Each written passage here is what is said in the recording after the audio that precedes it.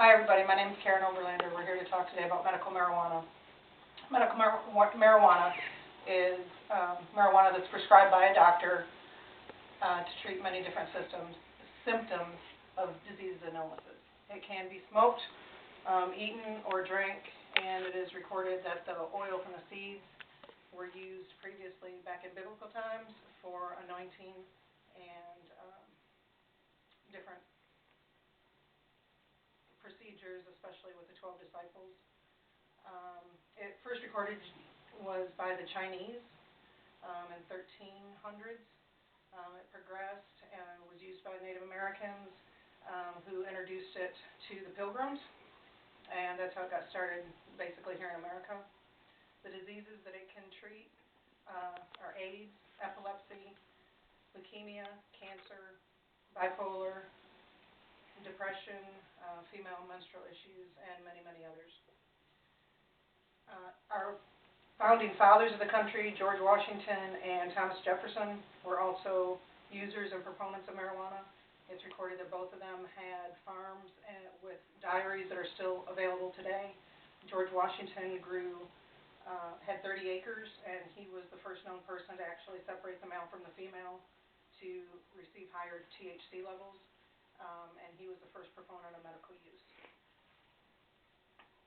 It does have many byproducts that are known as hemp that can be used for paper, ropes, and many other things like that. It was used widely and was available openly in the market at pharmacies until the 1930s, and then in 1942 it was removed totally from pharmacopoeia. It was declared illegal in 1970 by the Controlled Substances Act. Mainly that was because of political pressure from DuPont and Hearst, because they weren't getting enough of the money from all the things that were going on. So they got their lobbyists to push for the illegalization of it. It became taxed in 1937, and then again was illegal by the 1970s.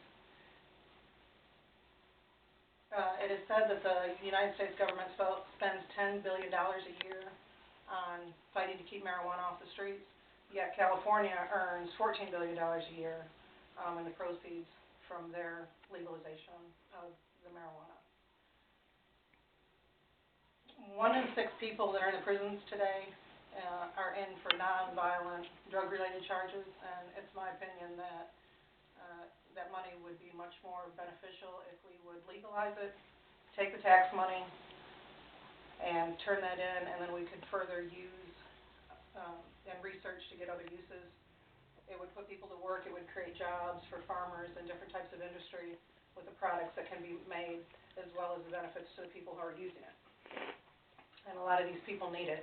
In the current country, a lot of people are leaving their states where it's not legal to go to other states where it is legal to get the treatment and reap the benefits that is available. It is a natural plant that's grown out of the ground, so I also believe that it is safer than the other man-made chemicals that people are using to treat some of these symptoms of these diseases, when you really don't know chemicals are man-made, where they came from, or what's in them, where they're going.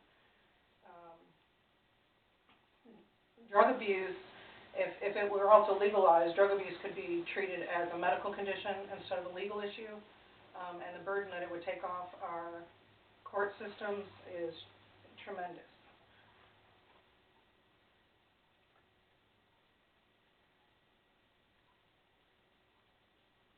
So once again, I'd like to thank you all for listening, and I hope when you get a chance you'll talk to your constituents, congresspeople, about the legalization of medical marijuana.